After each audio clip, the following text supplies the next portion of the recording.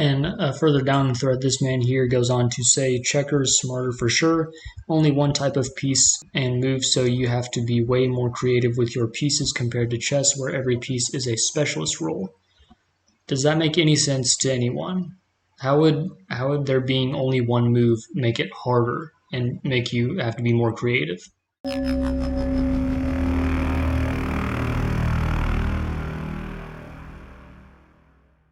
Hello guys, this is CannibalChess, and in today's video I'm going to be going through the unanswered portion of the chess.com forums and seeing what kind of interesting questions people are asking these days so I can help them find their way in the chess world. Okay, so for this first question, what is the best chess opening for 1,000 ELO? From Atlas Slept, he says, as white, what is recommended to play? I'm not looking for statistics of wins or anything because people of all different levels contribute, but as a good solid opening with little room to be trapped and not be closed in is what I'm looking for. Okay, so for me personally, I would always recommend the Ruy Lopez Queen's Gambit or the Bishop's Opening just for any beginner, just because they're kind of easy to learn theory for and to kind of understand. But the Queen's Gambit is definitely a 50-50 whether you're going to get a game that is closed in or not, like closed pawn structure and stuff. But you can't be afraid of like closed pawn structures. You know, it is still fair. You know, you have an even chance of winning the game just as your opponent does. You just have to understand how to play enclosed pawn structures. But yeah, just don't be afraid of that. Play the Ruy Lopez, if anything else, or the Queen's Gambit or Bishop's Opening. They're all fine openings to start out with.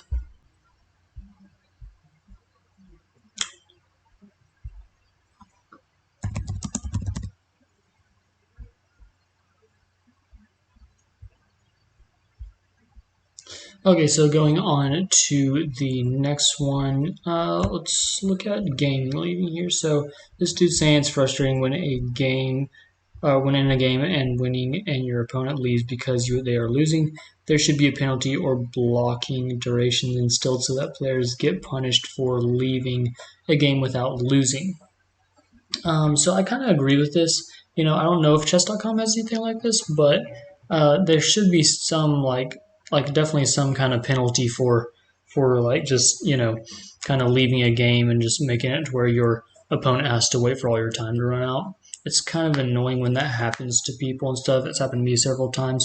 But yeah, there should be some way for chess.com to, like, you know, take points away, take rating away from players that do this somehow. And I think that would be a much better update for chess.com than making one where they guess your ELO and it's off by like 500 or something like that. It seems like it would make a little bit more sense to have some kind of update to chess.com where it penalizes people for stuff like this.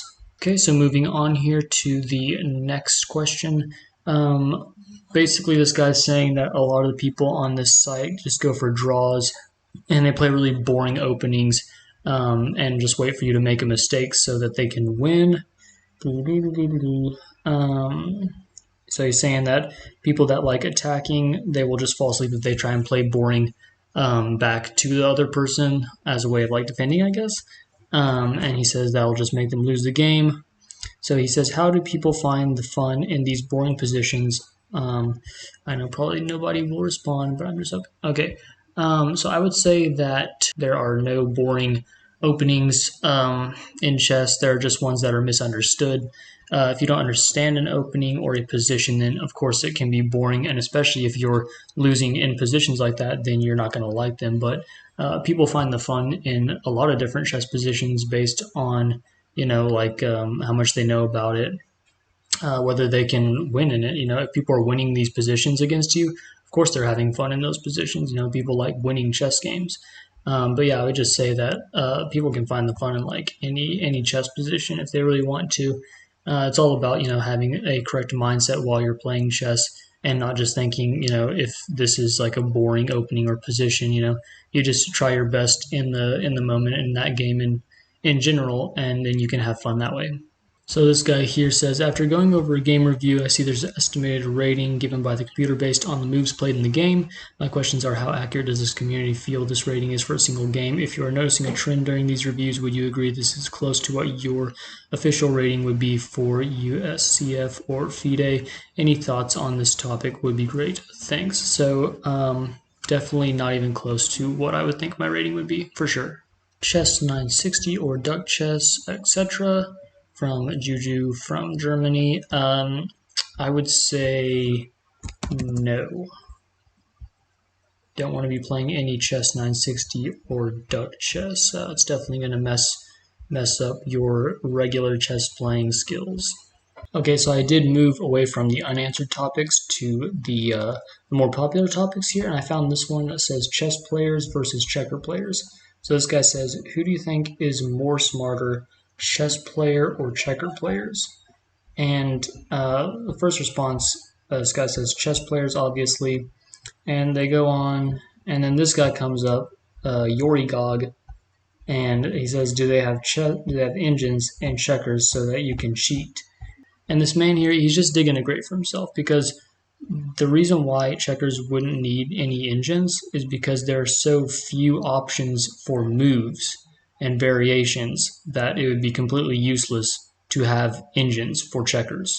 Whereas chess, there are so many different options that you would need engines to memorize different lines. And further down the thread, this man here goes on to say checkers smarter for sure, only one type of piece and move, so you have to be way more creative with your pieces compared to chess, where every piece is a specialist role. Does that make any sense to anyone? How would there being only one move make it harder and make you have to be more creative?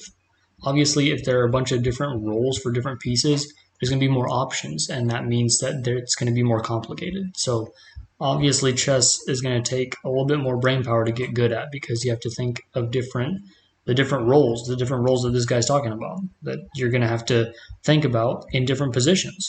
So he's just like, these people, they don't even understand their own arguments. I mean, just look at how serious the game of checkers is compared to chess. Like, these people with their chess clocks, they have their suits on, they're ready to go with their only one type of move. Well, two, considering there are times when you can move backwards, but only diagonally. So it's a pretty tough game compared to chess. Chess is it's basically like a snack compared to checkers. Here, these people, they mastered chess at the age of 9, so they moved on to something harder. They moved on to checkers. Now, going back to the more serious topics here, BKM says, hello, I've been improving over the months, going to different chess tournaments while improving and learning from my mistakes. I feel like I'm slowly creeping out of the beginner stages of the game, as I've reached an elo I'm pretty happy with. I'd like to improve my middle games. If anyone can share tips on how they improve theirs, or even videos/books, that would be great. So I would say to this dude, just watch my video on chess tips. That will basically help anyone from any ELO rating to get a higher rating. Just follow those tips, and you will be good to go for basically the rest of your life playing chess.